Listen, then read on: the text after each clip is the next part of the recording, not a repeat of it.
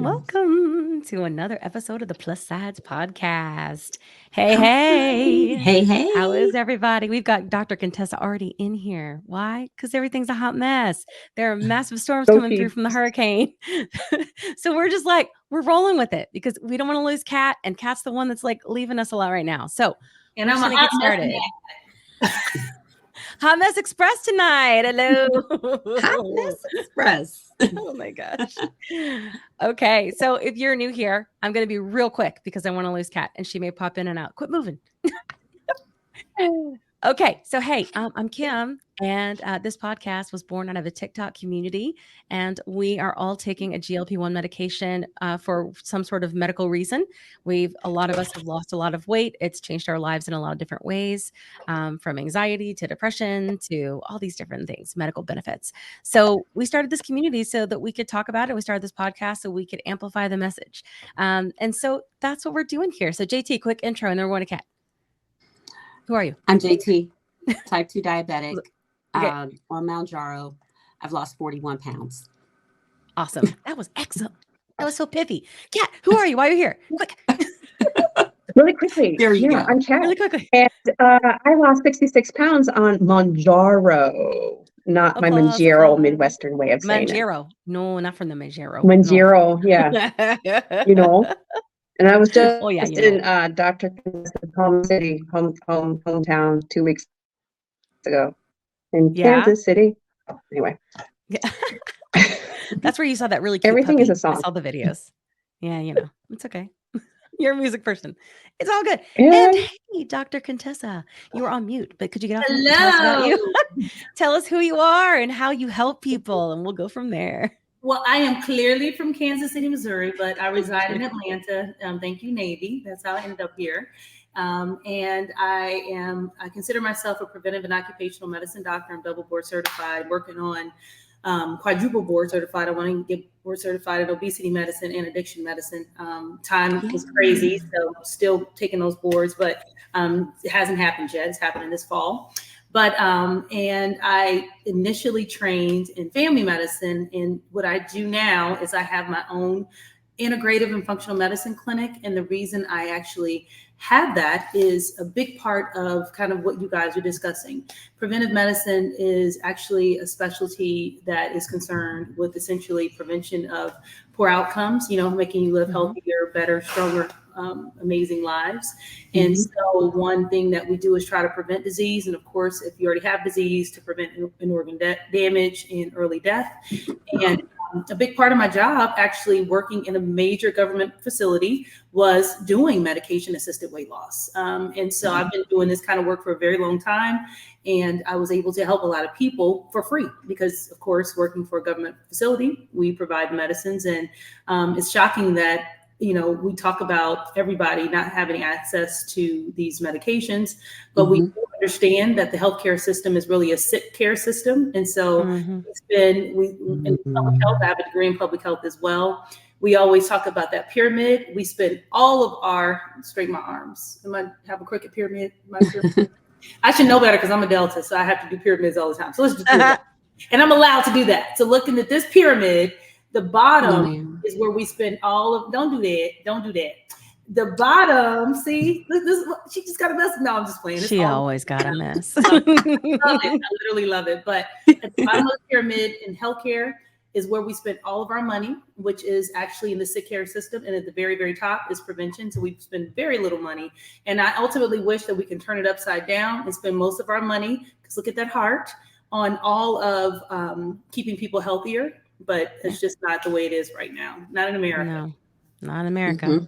Yeah. Although it's like I hear even in, so we had Alex on our show, whose last name I already forgot. Don't kill me, Alex. Who was on our show a long time ago. And there you go. Thanks. Yeah, no problem. And he was on our show a while ago, and he was specifically talking about how it's really great there if you break your leg. You're going to get amazing care and immediate. But if you want anything that's like preventative or anything that's, what they consider I don't know, elective, if you will, then you're gonna have to pay for it. And he was saying, and even like a couple $100 a month for Ozempic is very, very expensive there. So he's like, it's falling apart here. So, it's like, I don't know what equals good anymore, because it's like that. I feel like we always look to, I think, EMEA and that sort of region as, oh, like that's what makes sense. And then I hear from other people that that's not good. So I feel like there's got to be something in the middle. What are we missing? Yeah. Yeah. Deep question of today. I love it. I love it. You're absolutely right. Yeah. So what about your practice and like we hear about this a lot actually really in this community about sort of like the concierge type of, practice and what that looks like and how that works.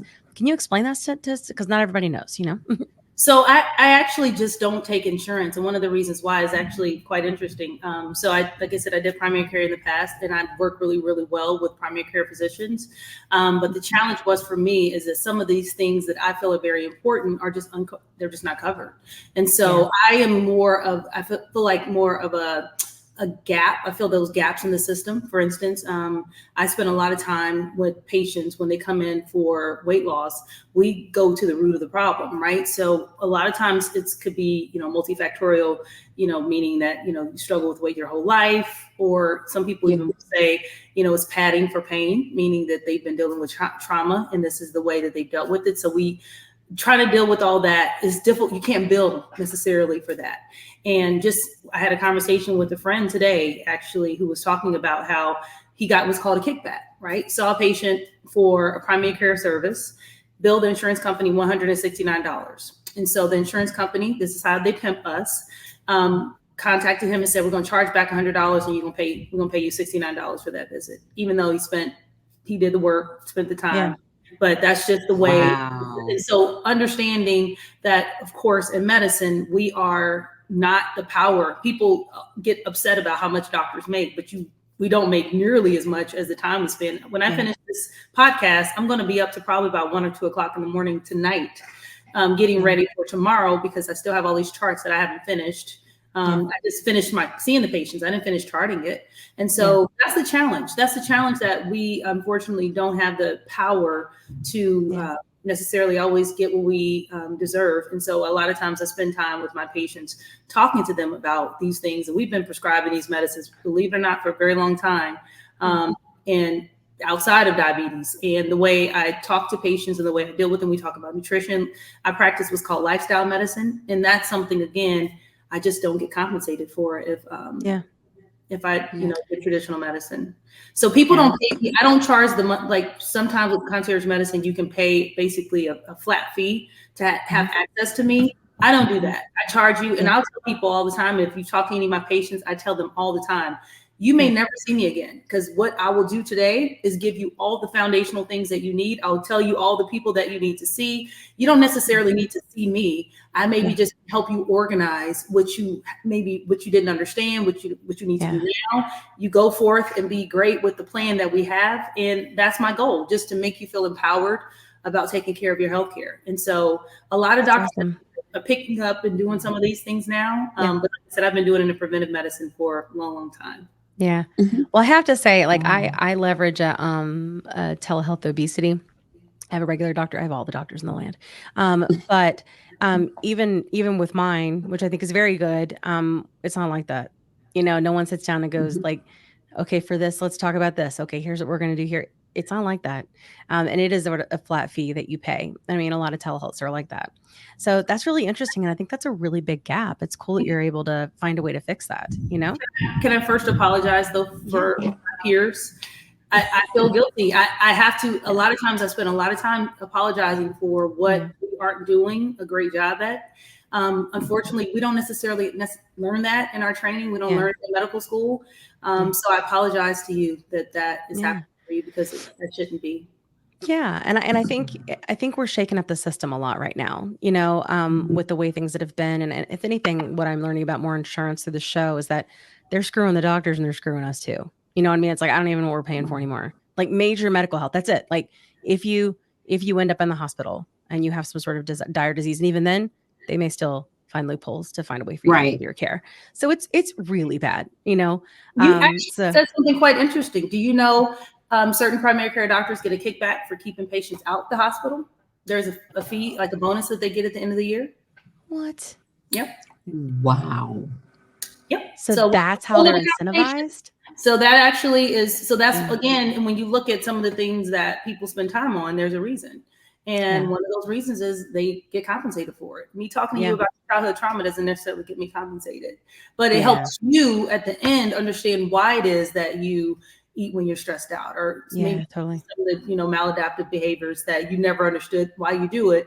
It helps you understand it, so we won't convert from one bad behavior to another one once we make some tangible positive lifestyle changes. If we understand what we need, then we can move forward, but we just don't want to create cycles that repeat themselves over and over again. Yeah, which is for sure what's happened in my life, and I know Kat and I both have had, childhood trauma, issues with binge eating disorder. And both of us have just seen like a complete 180 from being able to take these medications. And it's amazing the mental work that I've been able to do because my body can handle it. Do you know what I'm saying? Like I could never get in that place before to do those things I need to do. And that's what's, I think, like, honestly, that's the miraculous part, is to be able to get your body in a state to be able to do all the things you've always tried to do, but always failed at because your body wasn't responding, Yeah. It's so cool. But I love that you're thinking about everything that way and they're coming at it full circle. That's super neat. Yay. So, go ahead. No, I was going to say, it's my honor, and I actually think it's a privilege to practice medicine. I have a lot of friends that tried and never were able to make it in. And so I've struggled with trying to find my place in medicine. It was a long time that I felt, because once you start having kids and you get married, and you start feeling like you're being pulled in several different directions, you do struggle. And they call it burnout. And I don't want to use an old term, but we learn that in life, we all get burnt out. But in medicine, it's really trying, because unlike a lot of things, you are like, it's your identity as well. And so you sometimes can't turn that off. And so a lot of times, like all my children say all the time, I never want to be a doctor. That just means I'm never going to be available to my kids. Yeah. Oh no. I know. Terrible. That's that constant balance and that constant struggle. So I'm hoping I'm not creating childhood trauma in my kids. I mean, I kind of think we all do in a way. Like it just depends on how bad it is. You know what I'm saying? Like, I don't think there's a way out of it. I think you just do the best you can. At least that's what I'm hoping. Yeah. Talk to me in 10 years. I'll let you know how much I screwed him up. So. Hey guys, Dr. Angelina here with IBI Healthcare Institute and Surgical Arts, and we're going to talk about telogen. Did you know it's normal? Did you know it's normal to lose some of your hair during a stressful situation, whether it's emotional or physiologic stress? And it comes back. That's the good news. Telogen is a normal resting phase for your hair. Normally 10 to 20% of your hair stays in resting phase. When you go through stressful situation, whether it's nutritional stress, emotional, physiologic stress, body says, whoa, we need some of that extra energy elsewhere in the body right now. Hair is just not that important. So more hair goes to sleep. Once the situation balances out, stress, whether it's nutrition, vitamins, whatever it is, several months later, the hair will start growing back. So don't fret about it. Support yourself. Make sure you get your vitamins, nutrients, protein, and manage your stress levels. It will get better.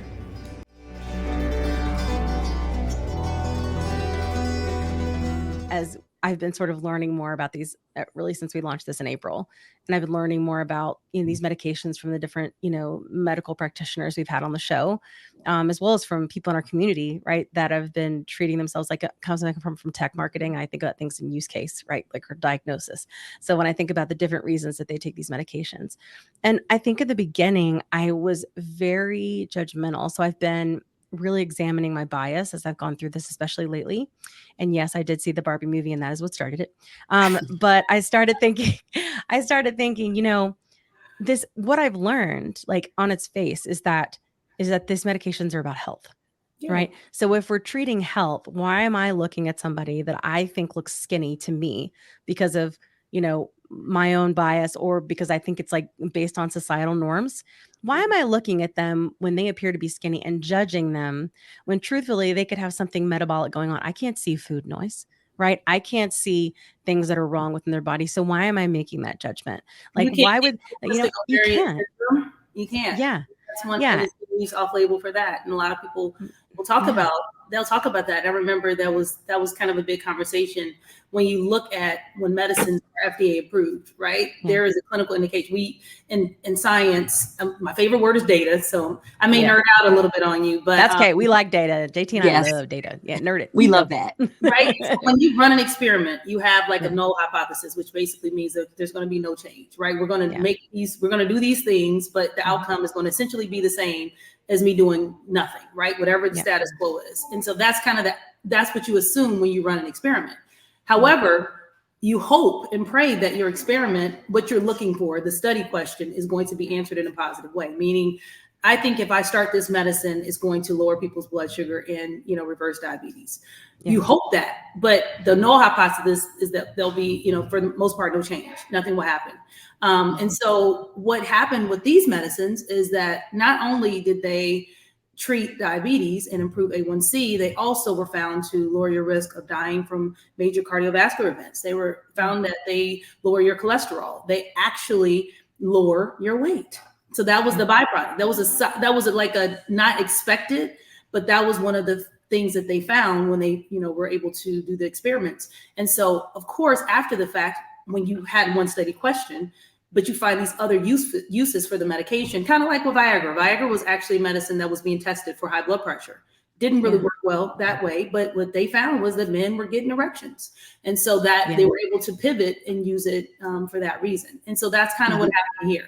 And so it's shocking to me that people a lot of times will not understand. I almost wish that when it comes to diabetes, that we would almost address it and treat it like we do autism. It's on the spectrum. You're on the spectrum. Totally. When you're obese, when you have prediabetes, you're on the spectrum. And I don't think anyone would say to a child who maybe doesn't fit all the criteria for autism, you really shouldn't be going through physical and occupational therapy, speech therapy. You shouldn't be going through. They wouldn't do that. You shouldn't have counseling because you don't fit all the criteria. And that's almost what happened here. Like people somehow or another feel like there is some special, I'm entitled to this because I fit the criteria, but actually the criteria is pretty arbitrary and it changes. Yeah, totally. And we now treat prediabetes just as aggressively a lot of times as we do diabetes. Yeah. I think I think that's super interesting. It's like, I was thinking about how so many times we're having to justify why we take this medication off label.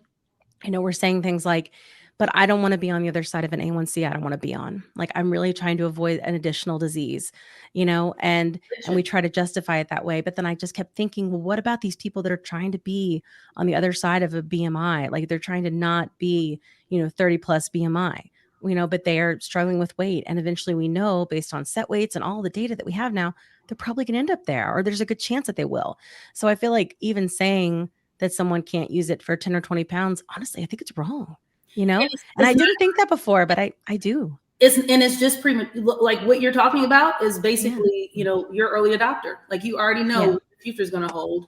And eventually that's going to be the case. Nobody will basically be looking at anyone's journey and saying it's not beneficial for you to try to lose weight, understanding that there are poor health outcomes, despite what your A1C is, with just purely being overweight and obese. And so it is it's a diagnosis of its own. And for anyone who, by the way, who struggle with their weight for the majority of their life, it is to me cruel to tell them that this is to try something that has been helping other people is just, no, you should just do diet and exercise, which is outdated.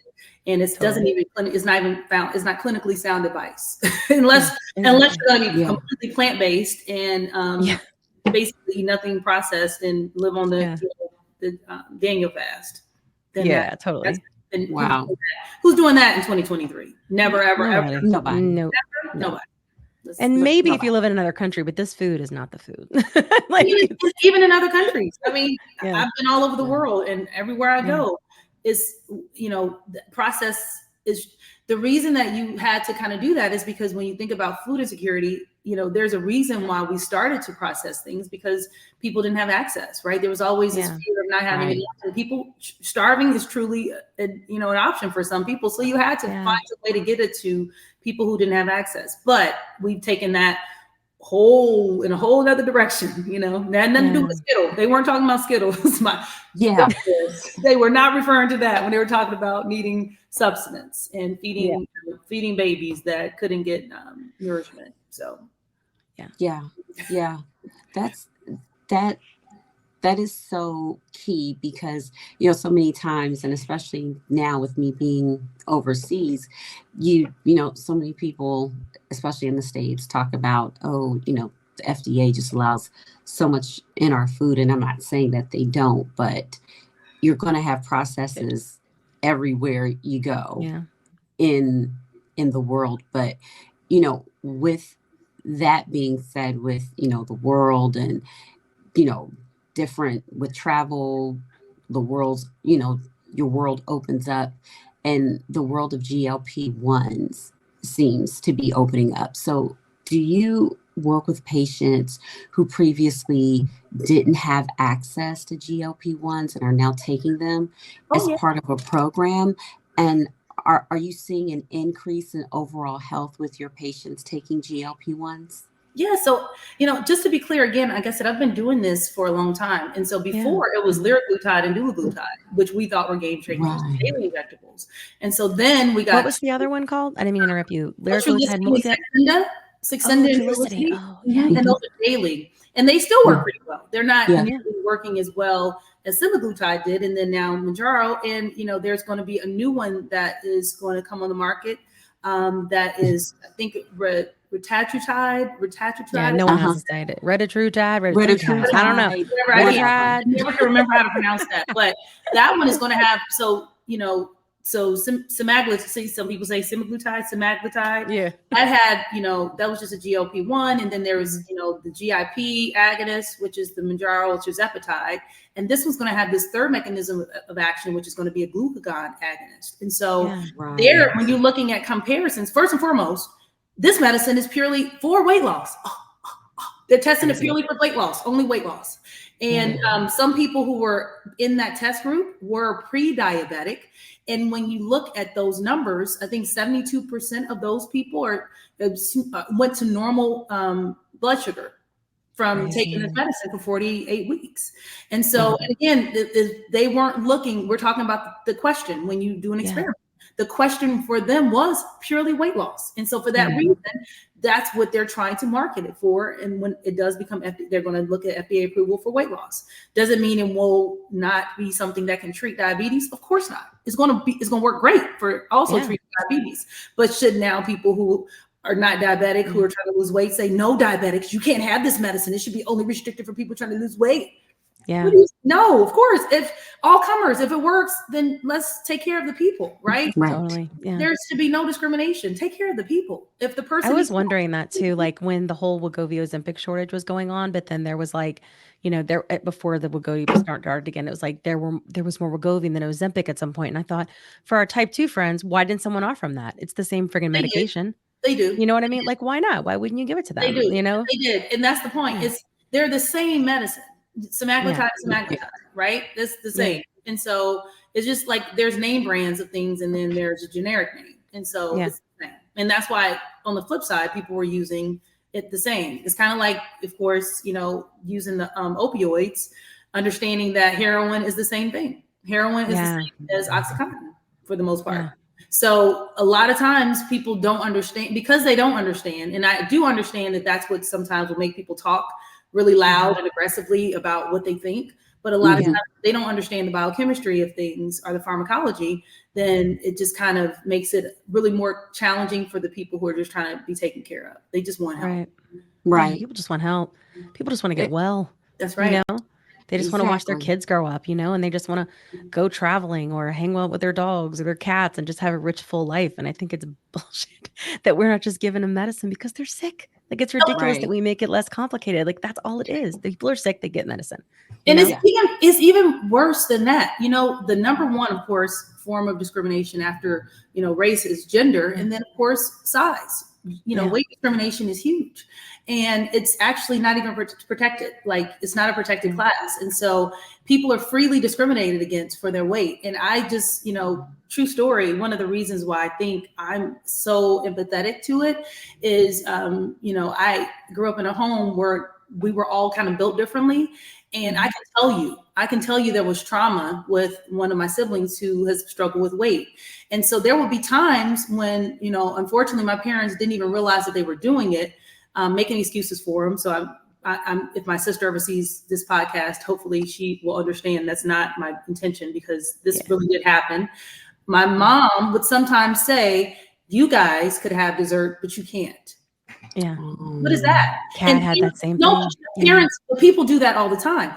Or now, or even in medicine, I would sometimes have patients whose parent, you know, like when I did family medicine, or even just period in medical school and everything, we'd be on a pediatric rotation, and a parent would come in just talking about this kid who needs to just stop eating all this processed food and stop doing this and stop doing that. And I'm looking at this parent and I'm just like, okay, so your BMI is probably equivalent to that person, you know, your child's BMI. Yeah. But it's interesting how in their head, oh, but no, I'm not as big, or you know, you'll hear somebody talk about their spouse or their sibling or their parent, and you're looking like, how is this possible? But that happens so frequently that it's just become the norm. Someone would freely tell you look like you've gained weight, and you're looking at them like, but you've always had a weight problem. Like, what is happening here? Why do we feel so entitled to tell someone about what their weight? And that's kind of medicine. So I always had an empathetic spirit. I've always been that way. And it's something that always bothered me. And so understanding that, especially if it's never been your journey, people don't understand how this is a game changer for a person who's been struggling, who has tried everything, Weight Watchers, Nutrisystem. They've tried to starve themselves, do liquid diets, run for 10 miles, or walk starting at 4 o'clock in the morning and then eat nothing. They tried intermittent fasting, high protein, low protein, high carb, low carb. They've tried it all. And then it just comes back because it's way more complicated than willpower. Yeah. And so now you have this medicine that kind of equals the playing field. And in the sense, and it turns off, like you said, that noise, those cravings, and then just understanding genetically, there are so many hormones, ghrelin, leptin, that control why we eat, why we don't, why we gain weight, why we lose weight. And when that system all becomes defective, your insulin system, all those things, it is not just possible just to willpower your way out and through that. Yeah. Right. So true. Yeah. So true. Most people don't know what they're talking about. And I just wish they would just use empathy as opposed to judgment. Lead with empathy. It's usually the best way to go. Absolutely. Yeah. Yeah.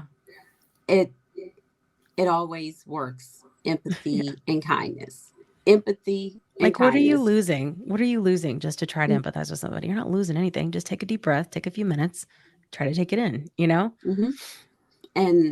And you empathize and you just let it go. It's just like, okay, I have done what I need to do. And I think many people try to hold on to it, like, with downing people for using GLP-1s off label.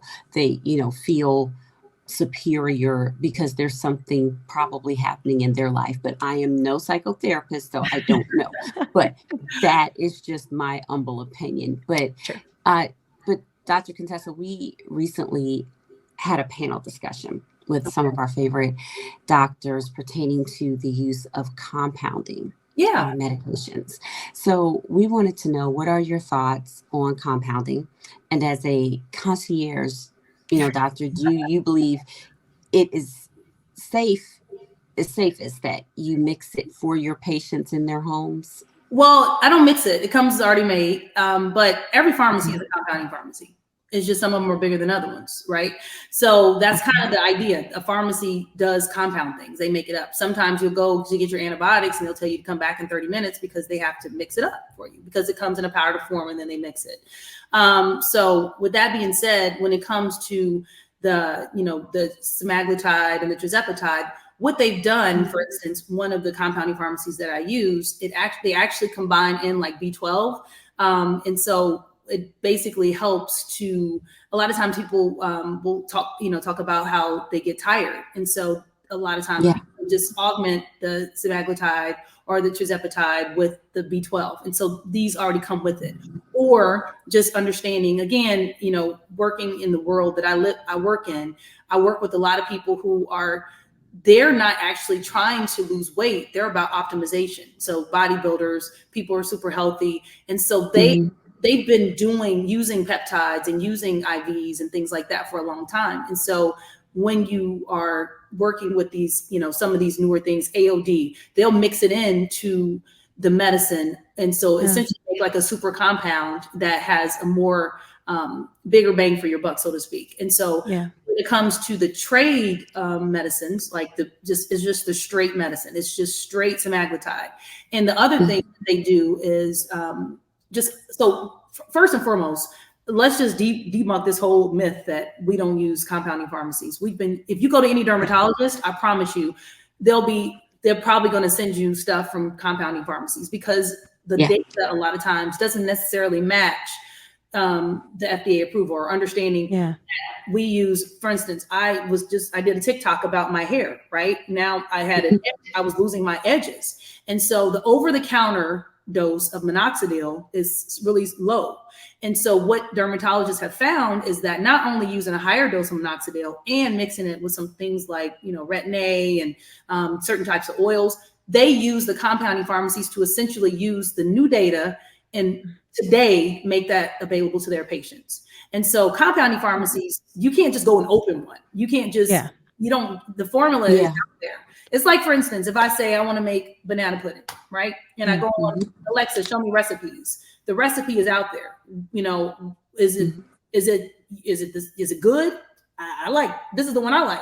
I like the one with 12 already in it. And so that way I don't have to upcharge my patients.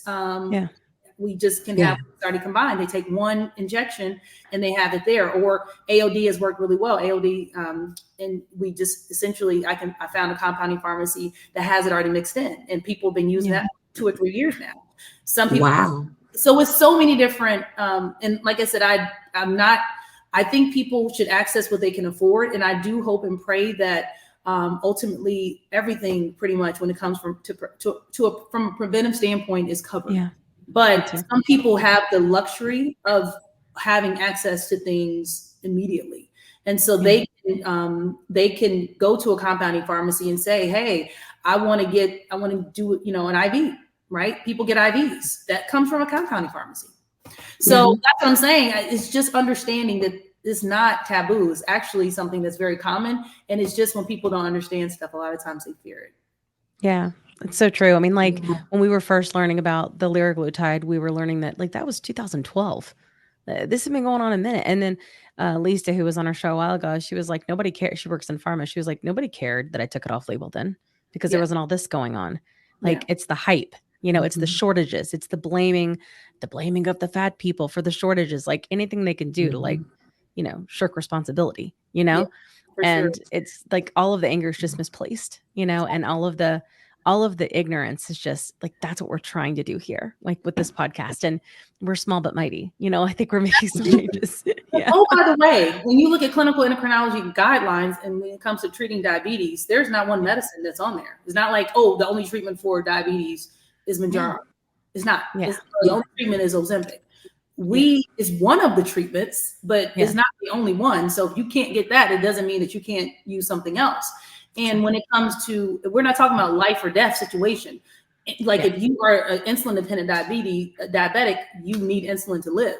You don't need Ozempic to live. You don't need Mounjaro to live. So to say like you're more deserving of it, or you have to have it, you didn't have to have it 5 years ago because it wasn't available to you.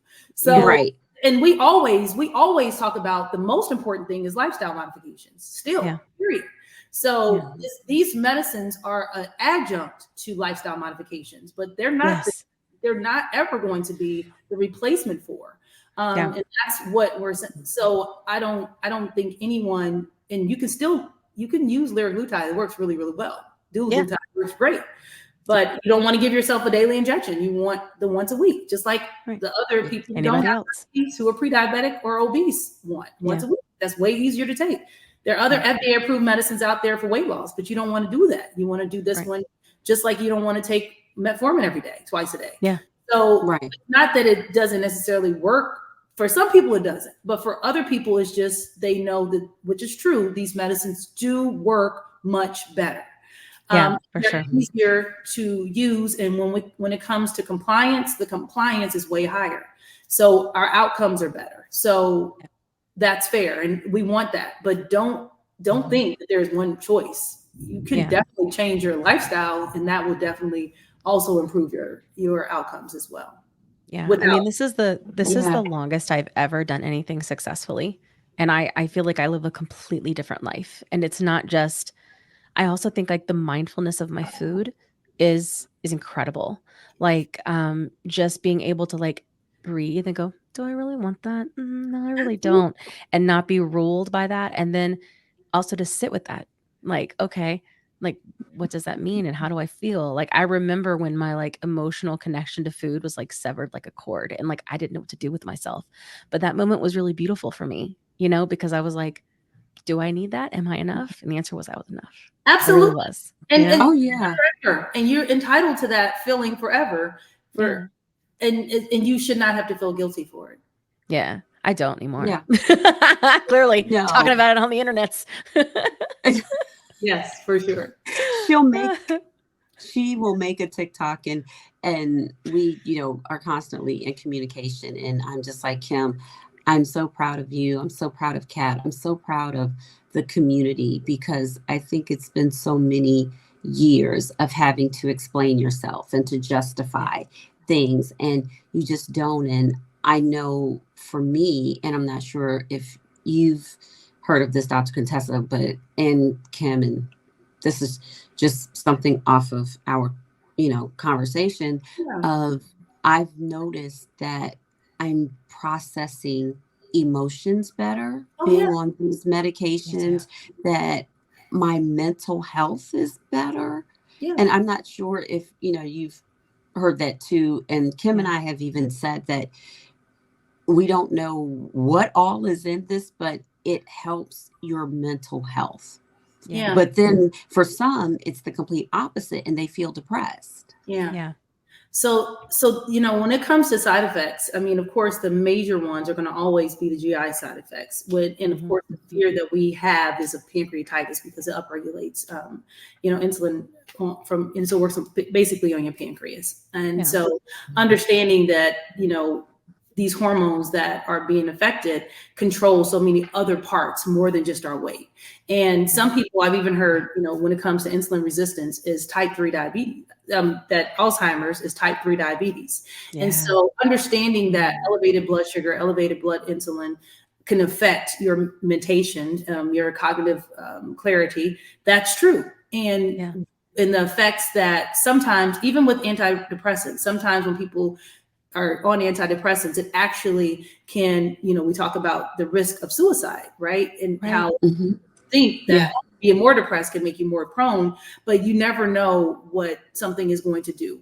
But we also do know that one of the major comorbidities of obesity is depression. And so this shouldn't be a reason for someone to not take it. So it's so interesting that people will be inundated with the small percentages of people with side effects when they don't think about the millions, and now at this point, hundreds of millions of people that are taking these medicines that are doing great. Of course, side effects are the norm for anything. There's a risk of you driving your car, but you still drive, you still get in the car every day, Right. There's a risk of you turning on your stove, and there could be a gas leak. So you have to live with some level of risk, but it can't paralyze you from making. We have lives a lot on TikTok, and I swear at least 5 times in a live, I've got the medicine in my refrigerator. I'm too scared to take it. And so I always respond with, listen, like, I get it. Like, it's new and it's scary. But that's your emotional reaction. Like, that's your sort of visceral biological trying to protect you, but if you've made this decision with your doctor, and hopefully a doctor like you, right, where you've thought about things holistically and you've really based it on logic, and data and facts, like, lean into that before you lean into your emotions, because that's what's going to support your decision and your ability to stick with it and feel okay with it, because I think it's okay and it's a normal to feel that way. It's just about, if you let it rule you, then, I mean, what if it changes your life and you miss the opportunity, What if it changes your life? What if it changes your life? Life? What if this was the answer that you've been waiting for? Yeah, exactly. It totally is. You've been waiting all this time to try. Yeah. You could have tried. Yeah. thank you. Look, thank you for affording me that, because I just, and Kim is right. We do lives at least 5 times. You have the medication. And I always say, do you realize the great position you're in? Do you know how many people would love this medication? Sit in my way. Fridge? I can give it to right now. Exactly. You can give it all to me. Don't wait. You can just bring it this way. Yeah. You know, I and I just have to be honest, you know, I have absorbed the cost for people before. Because I you know, I'll have a friend or, you know, a colleague or something who basically would not try it because they were afraid. And I'm just like, but you are literally, your BMI is so high that you are at such a risk of so many poor outcomes. Like, just please, like, do it on me. This first month is on me. And this is before, this is just when I just read about it. And I'm telling you, it's just been, and then after that, it was just, they just won't inject themselves. And that's another reason why we even have the ability, and I like it anyway. I think, you know, when you look at the data, the people who are actually not just taking the medicine, just grabbing it from their fridge, they're in a, an actual structured weight loss program with like behavioral interventions. And, you know, we talk about so many different things. We check in every week. We actually weigh them. We talk about the challenges and, making sure you're journaling and learning and becoming a student of you, because still what we've learned in life is that you could go to a restaurant and you could eat this and then she could eat the same thing, but your body's going to respond to it different. And so, so you have to become a student of you. It's so imperative to know, like, because ultimately you do have to decide, like, is this going to be something that you're going to be on for a lifetime? Because for some people, it is the answer. For some people, it is unequivocally yes. So to answer that question, it's not true for everybody. For some people, you'll talk to them and they'll say, last year, my mother died and I gained 75 pounds since then. Or I got going through a divorce or something happened. There was a stressor. There was a medical issue. And that was the thing. But for other people, this has been a struggle for them forever. And again, we don't know genetically what other people is. And so now we have an answer, and we have at least something in your armamentarium to help you combat this journey that you've been on, and walking arm in arm or arm and needle with something now. I'm all right with that. Why not? I'm okay with that. There's a cap. You if you fall, it'll be fine. On the needle. It's cool. I love it. It's like running with scissors. It's fine. It's like, look, there's a cap. You know the risk. Pop it on. Just like snap it on. Just snap it on. But we have had people on our show too before that have said, I just like you said, like, hey, I started this because there was this really big thing in my life, or maybe I bounced around, like I was saying earlier, 15 pounds. Like, I thought I had this major weight problem, but it was 15, 20 pounds. And then the one thing, the thing that changed all the things, like the mom dying, for example. And then after that, it was just like, okay, 75 pounds is here. And then they're playing with that the rest of their life, trying to get it on and get it off. And get it on, get it off. But what if they had done it sooner? Like, it goes back to the whole idea of the preventative medicine, like if we have the science to do this, why the fuck are we doing it? Like, it just, like, we should be doing it way more, And I always ask one question. I say, is this the biggest you've ever been? Is this the most you've ever weighed? And if they say yes, absolutely, no question. Because what will happen is when you come back in 6 months, you'll probably be even bigger if you do nothing to stop that trajectory. And so for a lot of people, if you've lost 50 pounds or 100 pounds, keep doing it, keep going. You're on the path. But for some people, they just keep delaying and keep, kind of being in denial that they have kind of reached this path. And they're on the path and they're not moving in the right direction. And so they just keep ignoring, and then they look up and they get on the scale again and they're 5 pounds heavier. And then 6 months goes by and then they're 30 pounds heavier. And they just keep thinking doing nothing and ignoring it will make it go away. But it's just like that bad boyfriend. That doesn't happen. Ignoring him just makes him think that you like him. You playing hard.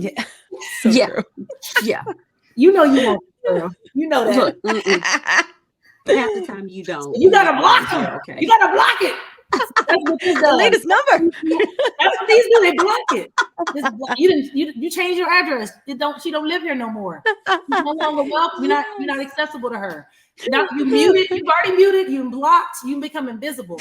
I'm gone. Yeah. Look, Love it. juices. Juices. You get filtered out. You going right to the spam. No, you don't no more. That's what has to happen. If not, you just ignoring it, you're gonna be pulling right back into the, to those Twinkies and ho-hos and all that stuff.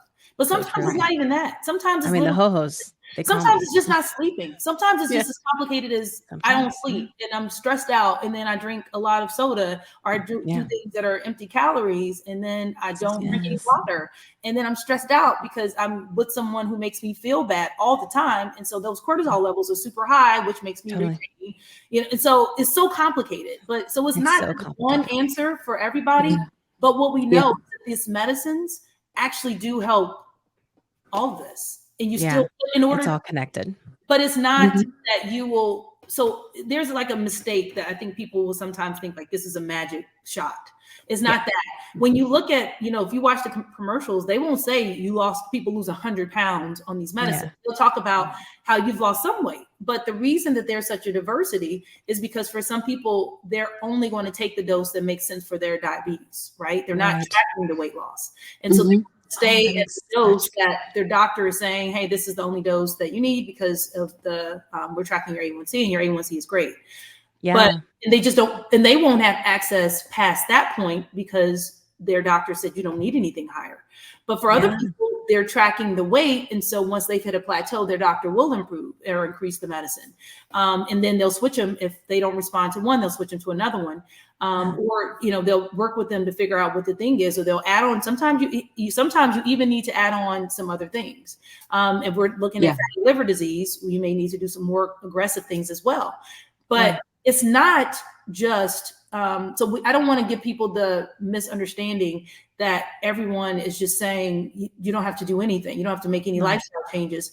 You absolutely have to. But what is the difference with these medicines is in the past, you cut out all these things. You made these lifestyle changes. You worked out. You did 150 minutes of aerobic exercise, and then you hired a trainer, and you did eat all the right stuff. But your body, the scale didn't really move, or if it did move, once you took it off, it came right back. You rebounded. That's why. And then you're like, why am I doing this? Why am I torturing myself? Why am I white knuckling? Why am I miserable? Like, screw this. If I'm never going to lose it, I might as well just quit. And then in 6 months, I do it again. You do it again. It's a terrible cycle of non-success. And you just get repeat offender at Weight Watchers for sure. Well, you get used to losing. And so you stop trying. And this now allows you to make lifestyle changes. And then in tandem with that, you have something to help augment those. And then you have a little win. And that propels you to continue to make those lifestyle changes. But I can tell you, I did a fitness competition. And I will tell you what people did not see was for months, I gave up my favorite things. And I know it may sound like an alcoholic when I say this, but I gave up my Prosecco. I did all this stuff. I would go out with my friends. I would go out with my kids, and I wouldn't do any of those. I would work out. I get up at 5, crack of dawn. It would not be dark when I left. It would be dark when I came back home from the gym. That's how early it was. And my scale, I would get on the scale, and sometimes it would even be more. It would be. So I got to a point where if I hadn't paid the money and like made that commitment, I would have quit because my body I was perimenopausal. I had to literally almost do like the Biggest Loser and restrict my calories to like so low, which is why people will tell you that sometimes these fitness competitions are great for helping you reset and just teaching you that you're stronger than you think you are, because it's a mind body thing. But it was not healthy. It was definitely not a healthy way that I did that. And so then what happened is I actually think I became a little body dysmorphic afterwards because I was so nervous about going back to eating anything because I thought I was going to just gain all the weight back. And so I did move the other direction for a while. And so I had to figure out some way to stop like with this fear of food, It became the opposite. It wasn't a healthy relationship. It was food will make me fat. Food will make you big again. It will. And so in my head, I just didn't know how to reconcile that because it was only two extremes that I had done. And for me, I've always been like a thick girl, I was always of my friends, I was kind of tall, but I was never ever slim. Then I would oscillate. I did the Miss Missouri pageant. And guess what I did? I ate nothing for as long as it took me to get to the pageant, to get on that stage. I had a half a cup of cereal for breakfast. I can tell you because I did it every single day. Half a cup of cereal for breakfast. I then ate some salmon croquette because I was poor. I was in medical school. I ate some canned croquette for dinner. That's it. Nothing else. No sides or anything. The little small cans. And for lunch, I had a salad. And then I would work out in the morning and I work out in the evening. And then if I got hungry, I would eat some popcorn. That was what I ate and drink water. That's what I did for at least 2 months and worked out twice a day. Starved myself, essentially. And I got really small, but I still got to that pageant and I was bigger than those girls. Ooh, jeez.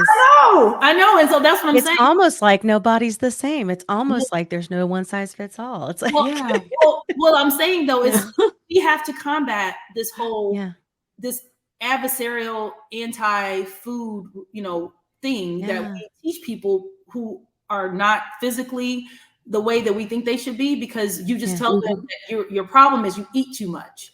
And then people then say, okay, well then I won't eat. It's not healthy. So we don't talk about the benefits of the certain types of foods. And that's what we should be doing in tandem with the medication, teaching people why you need to eat spinach, why you need to eat kale, why you need to eat lean meats and avoid certain foods and, that are pro-inflammatory. And that's what we don't necessarily do. We just tell people just diet and exercise. What does that even mean? Right. What does that mean? It's like, diet don't eat. Means nothing. Starve yourself. Starve yourself. If you really want to be successful, don't eat anything. So exactly. Right. Like I don't do that. And that's what I'm saying about why I open my clinic and why I do it the way I do it, because I personally have been, and even again, going back to my mom, I'm 5'8". My mom was 5 foot even, 100 pounds dripping wet. And she would always ask me, why are you so big? Like, you're just so big. Oh, because I towered her. I was a full head ahead of, taller than her because I'm built like my father. And she didn't mean it like, in a bad way, but she just said that she meant it. Her feet were a size 7. I'm way bigger than a size 7. Yeah. So I was just physically bigger than her. And so I would hear that. And I would always have this like belief that I'm big. And so if you do that to people, and then you give them no tools to reverse that, or you do that to your children, or you do that to your peers, or you do that to your, spouse, or you do that to your, parents or friends, it just becomes this disordered pattern that unless you learn to be, use positive words and more, it sounds crazy, but it's so important. The word choices. The words are so important. I have we were talking more so about our kids and learning, and I don't feel like, so my mom, I grew up very, very poor. And so we were taught not to waste, and to be very thankful for every morsel, which is not a bad lesson, but when you genetically are predisposed to obesity, then it could be a thing. And I think that I just try to think about how can I communicate nutrition to my son now that I'm learning these things. So another behavior change, right, is how I mother around the subject. And it's difficult because, and I've talked about it on the show before, but my son is on the spectrum. My husband is too. And it's a whole different conversation around nutrition with a kid like that, and who would rather have like McDonald's hamburgers without the buns and French fries and, and like that kind of stuff. And so I was just riding with him one day and trying to figure out how to do it. And I was thinking about that, about the words. And I just was driving by a gas station and I was like, hey buddy, I want to talk with you a little bit about nutrients. And he was like, okay. And I said, you see over there where there's a gas station, like he's so awesome. He's 10. I was like, over there, you see they got premium fuel, they've got regular fuel, and they got souped up fuel and all these different kinds of fuel, but it really is just based on your car, but they can all get you where you're going. And I was like, at McDonald's, it's like low grade fuel, but we can still have some. It's going to get us where we're going, but we can't have that be all the time. And I was like, and you always want to focus on eating your protein first. Mama talks about protein. He's like, yeah, I eat my hamburgers first, so they fill me up. I'm like, and afterwards he was like, Mama, that was really good. You should make a TikTok about it. And I was like, I will, but it's funny though, because I'm like, I hope that that's a moment where I didn't screw it up, because it's very hard, especially with kids that are on the spectrum, especially if they have like texture things with food, which he does. He struggles quite a bit in that area. But, I just talked to him about like, hey, like mommy makes you turkey taco at home. And like, those are really good nutrients. That's the premium fuel, that kind of thing. And he's like, yeah, like that makes sense. I'm just like, God, I hope like, I hope he doesn't say, Mom, I don't want to be a podcaster or a marketer because you're gone all the time. So we'll see. You're doing a great Fingers job. crossed. Look, you might as well say hi. Look at this one. Hi. See, you can't Hey. have 1 minute. I can't have 1 minute. Well, you said it splendidly. And actually, I would tell my patients the worst thing you can tell your children is to finish their food, because our servings are way too big anyway. Way too big. What you do is, we learn to override that natural satiety that we feel, right? Yes. That we are, when we're full, our bodies naturally say that's enough. But if we have too much volume on our plate, then we sometimes, we're talking about ghrelin and leptin again, our body naturally, starts saying, I need to finish it. It's more there, so I must not be full. But we naturally have learned we do that. And I have to argue with sometimes family members and stuff like that, because they're just like, just let those kids waste stuff. I do. And they definitely don't look like they missed a meal, nor do I, but I had to learn the hard way. Yeah, the hard way. We try to make it a little easier for our kids, I think, but it's all hard. That's good. We just give them less. If they have too much food left on their plate, you're giving them too much. Yeah, that's true. I mean, and he will stop. And I have said to him before with the stopping thing, where he's been, he's a boy growing through growth spurts and stuff. He's been like, Mama, I really would like some more food. And he hasn't really even started what he's eating. And so I've just said to him, like, hey, did you know that your brain and your tummy need time to talk to each other? So you got to give it some time. But if you wait 15 minutes and you are still hungry, you can have more. But until then, I want you to wait. And he's like, all right. And then he does it, because I didn't have that. I didn't know those things, and my mom didn't really cook, because honestly, to her, rice and tomatoes, with some Lowry seasoning was like a delicacy. A tomato sandwich was a delicacy to her. She was lucky. She said that, a lot of times they didn't have tomatoes and they just had mayonnaise sandwiches. So just things like that. And growing up, she really didn't know how to cook. And we ate like Chef Boyardee and things like that. So I thought that was okay, and we have bologna. Fried bologna. That's bologna. Listen. Yeah. Saying. Yeah, to make Or if you didn't want that, you would get what's called air pudding. You gonna eat Yes. You don't know we're quiet. Like, how you ask your kids, what would you like for dinner? Please, whatever you getting, what we cooking, what's on the menu. Exactly. You getting air pudding, which means nothing. Yeah, hubby comes from a big family, and he's from Missouri. He's from Columbia, and he says, like, you don't understand, like you would rush when there was food, because you weren't gonna get any, because he was a family of 8.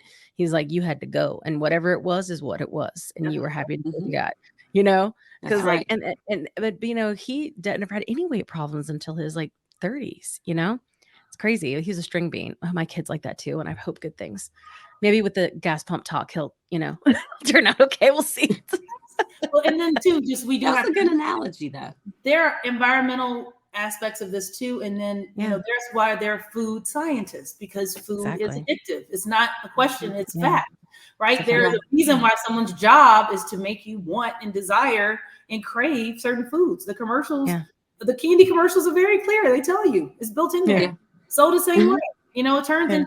There's a way to actually eat a lot and still be starving, because your body is getting nothing, from a nutritional standpoint. I tell people all the time, there's a reason why you can eat, again, a whole big old bowl or big old bag of gummy bears, but you can't eat a big old bowl or big old bag of raw broccoli. You can't. You can't do it. So there's all these other things that you're getting, the fiber and the nutrients, and your body says, okay, I got what I needed here.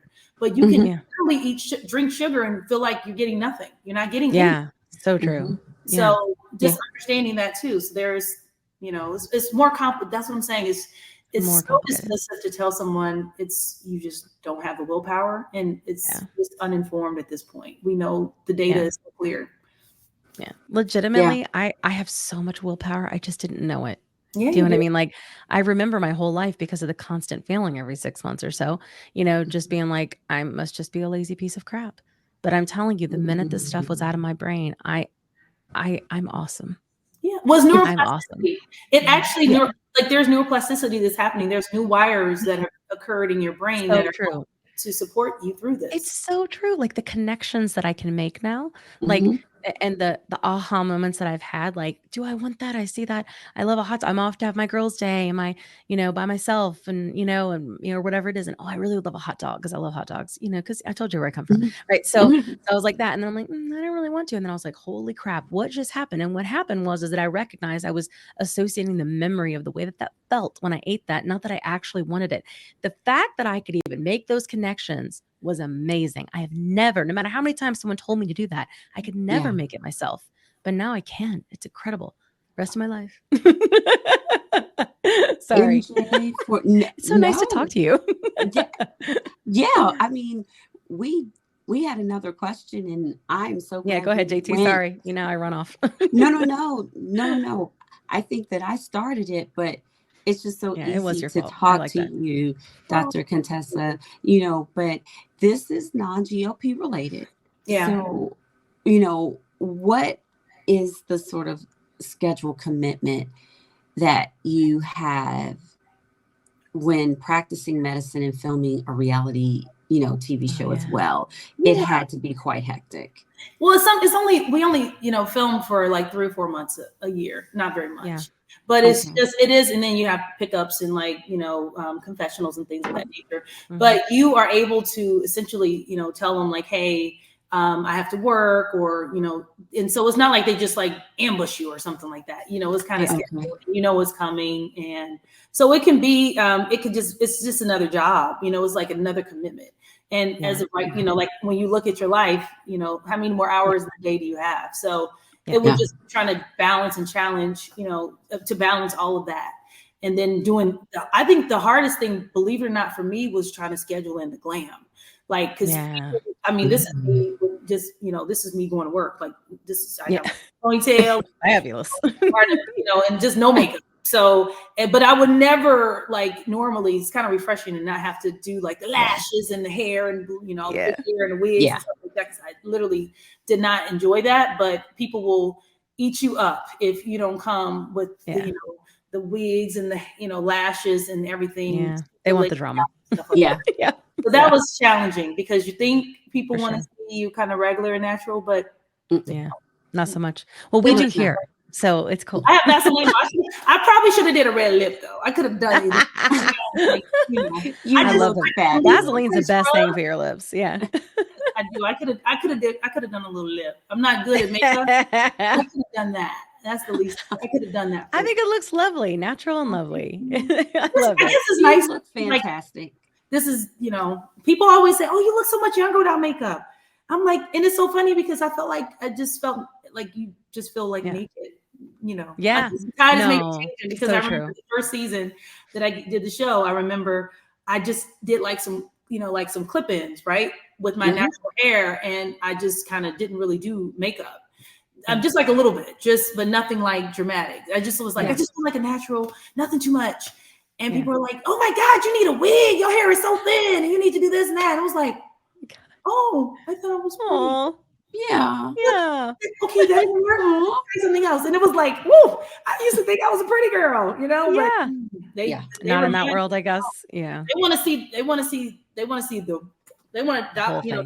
which is true. I like Dynasty Falcon Crest. You want to see? Sure. Ooh, I used to watch it with my mama. Falcon's Crest. Both of them.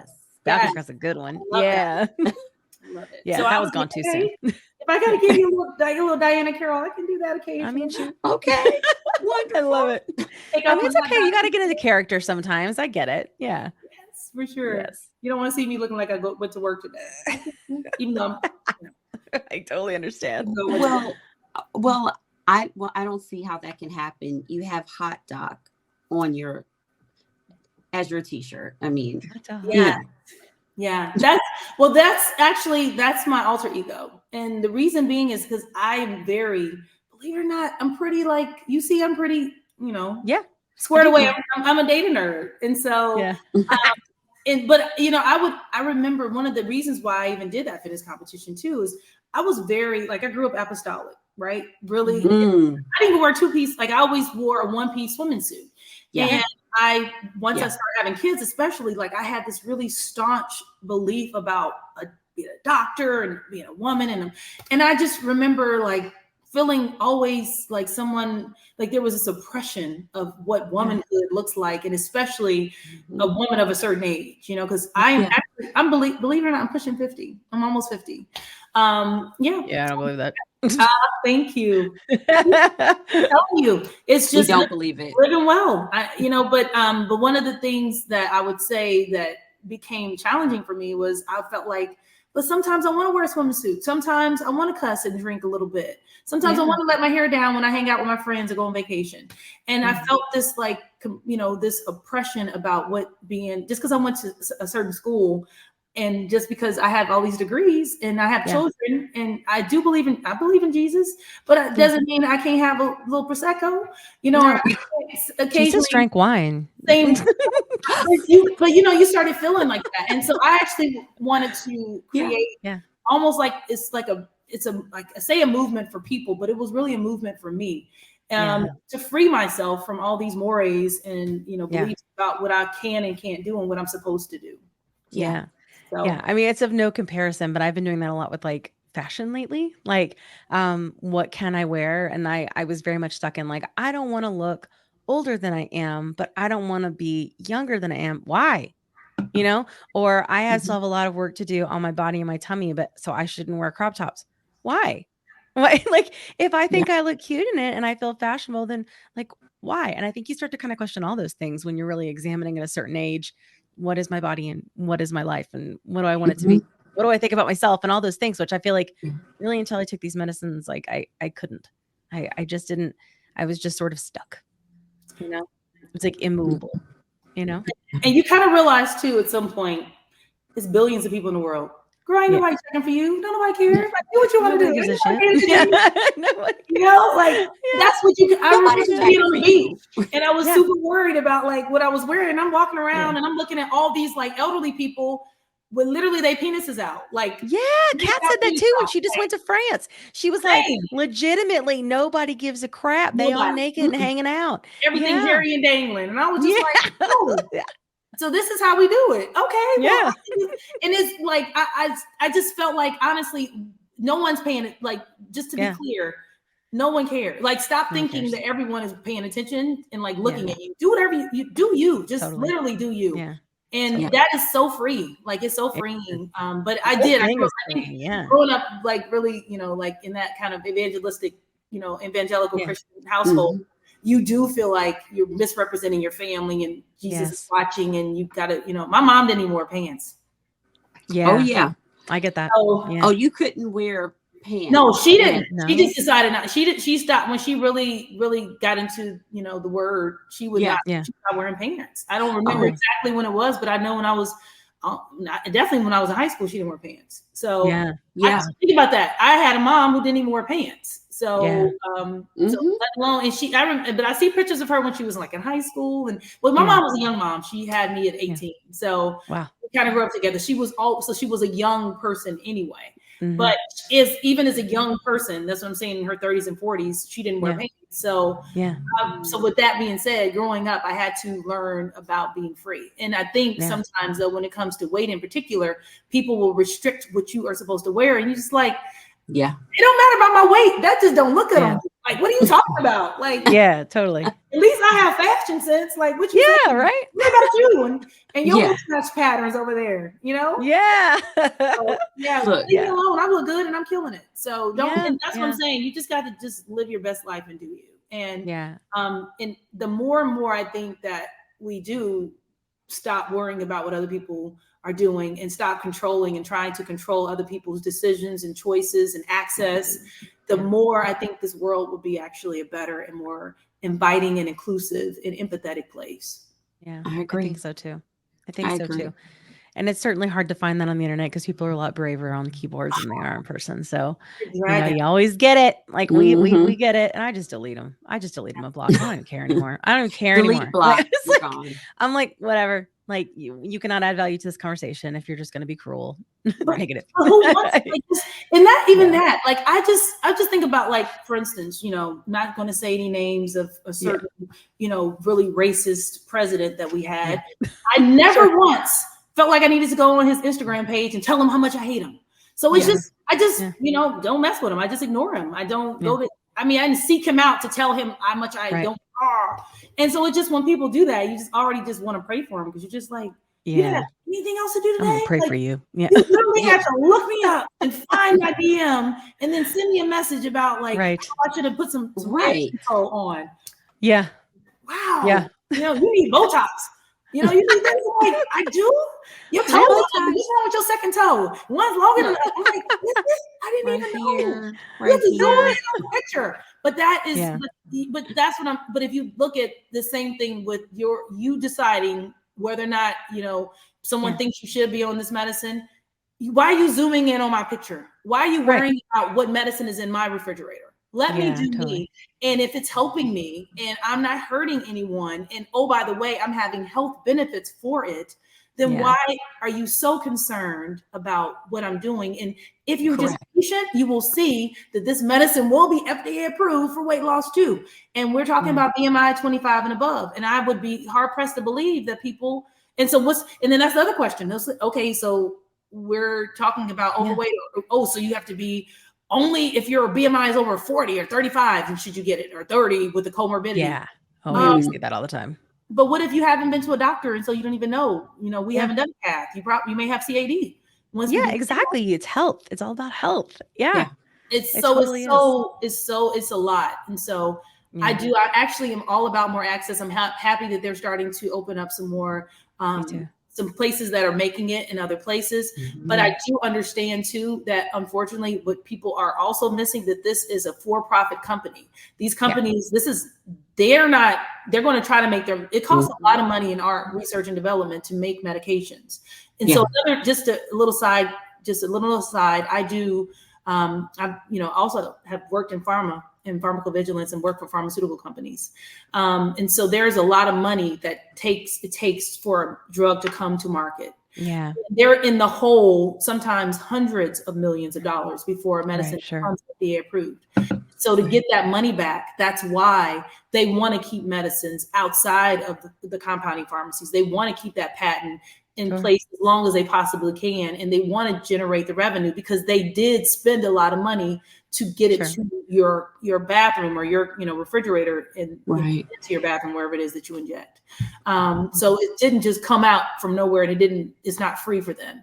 So I get that. But then the question does become, how can you make it more affordable for everyone? Because now we know this is a really beneficial medication. So how do we do that? And with the insurance companies also understanding that's not an altruistic business either. They're for profit. They're not about doing what's best necessarily for you, because they fully know that there are a litany of other medicines that work perfectly fine to treat diabetes. And oh, by the way, ultimately, if you needed insulin, which is mad cheap. So it's cheaper. Right. But remember when it didn't used to be though, and people were like dying because they couldn't get their friggin' insulin because it was so expensive? And see, honestly, and that's the point. Once there's more access, because more people are making it and it's more available. But when you think about why these things cost so much, is because also supply and demand. The same demand that people who are suffering from diabetes are having for the medicine and feeling like they should have it, even though they could take liraglutide or dulaglutide or metformin or glipizide or these other medicines, suffer side effects and not have the best outcome, but still they work. They still work. That's the same argument for people who are, suffering from obesity. So one argument is not superior to another. And you can't convince me that it is when I look at people who are having true benefit and positive outcomes, and they're doing great. They're doing. I wish it could be made everywhere and it could have full access for everybody. But I promise you, next year it'll be a whole brand new one. And we'll be talking about medicine. That's we do got a new one. We got that retatrutide that we can't pronounce coming out. I'm super curious because I do wonder when I start getting towards the end, because I legitimately to get to a BMI, I probably still have to lose 100 pounds and I've lost a lot. I've lost 72 so far, but I still have a lot. Like we're talking, I'm 40, I'm gonna be 44 this year. Like I've been at this a while, so it's like I'm a year in, and I figure I got another year at it, but here I am on 12.5 of Mounjaro, right? So part of me is like, is that it for me? Does it stop working? Do I need to try retatrutide? So it's like, I don't even know what equals forever for me. I just know I have today, and I'm just kind of really, really thankful that I have it today. It changes your mindset. So I don't want you to feel defeated. And Okay, good. we'll talk You tell offline me. about some of the other things that you can do that can make your solution more effective. I would love to hear that. That we maybe need to address that. Okay. I love that.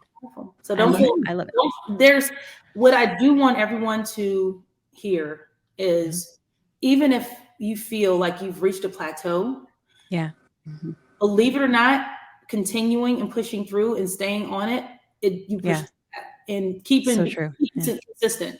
It's just like the fitness competition. I pushed through that plateau, and after consistency, my body started seeing those numbers started resetting in my, brain that says, oh, this is her weight is supposed to be lower down because she's not, she's now reached a negative. There's a deficit. And so my body started to respond. It did take a while. And your body will do the same. Your body, if you stay on it and you stay consistent and you are making the lifestyle changes, 150 minutes of aerobic exercise every single week, 3 days of resistance training. That means lifting weights, women and men, 30 minutes, making sure you're drinking half your body weight in ounces of water, making sure you're doing 100 grams or so of protein, making sure you're getting 8+ hours of sleep, 8+ hours of sleep. 8+ hours of sleep, making sure that you're minimizing your access to alcohol and other things that are going to, again, mess up your circadian rhythms, making sure that you're checking and making sure there's not something else that is coming into play. There's some other disease process that is inhibiting or affecting you. And for some people, believe it or not, some things in your diet, just looking and really being hyper vigilant about writing, including Tic Tacs, writing every single thing down that you put into your mouth. Because we have a lot of like the creamer we put in our coffee, or the afternoon, those little bars that we think are 100 calories, but you ate 10 of them. So that was 1,000 calories. Or using olive oil is good for you, but you don't need to drizzle that shit, 1,000 calories. So understanding that there are some other things that we could be doing that are sabotaging our benefit. So that makes total sense. I mean, I did hit a stall that was really difficult to get through. I was a 3-month stall, and I was like, I wanted to give up, but I just kept thinking, again, this was the gear shift that I was allowed to do now because I couldn't before. I was like, but I've had so many good things and I feel so much better. So even if I don't lose another pound, like I'm still really good and my numbers are really good and it'll happen. And it did happen.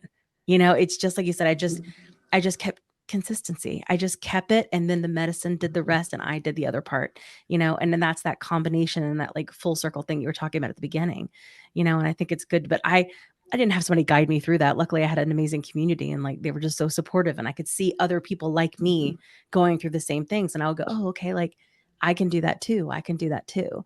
So sometimes we have to get, I guess, not from our doctors if we can't, but I'm glad we have our amazing community for sure. Yeah, definitely. Awesome. Well, this has been such a great conversation. Thank you so much for joining us. People are going to love it. I'm so excited. And we're the season 2 premiere. Yes, we love it. And I know we lost our cat, and that is legitimately the saddest thing that has happened to me this year. I know. But she's never far away. No, she's not. I'm going to call her right after. Yes. We can and she got to come on for a few minutes, She did. Yeah, but it's just sad. And like we had to happen to JT before too, where we lost her, and it's like it bothers me. And it's always freaking thunderstorms, Atlanta. Jeez, but anyway, but it's been wonderful. Thank you so much for joining. And Thank you. I mean, I guess I know we're like super not structured today because of all the weirdness with the weather, but we'll just say hasta la pasta now. We'll just go from there. Thanks so much, guys, and we'll talk to you next week. Welcome to season 2. We already got the whole month planned out, so we're so excited to have you, and we got more coming. Yes. Thanks so much. Bye.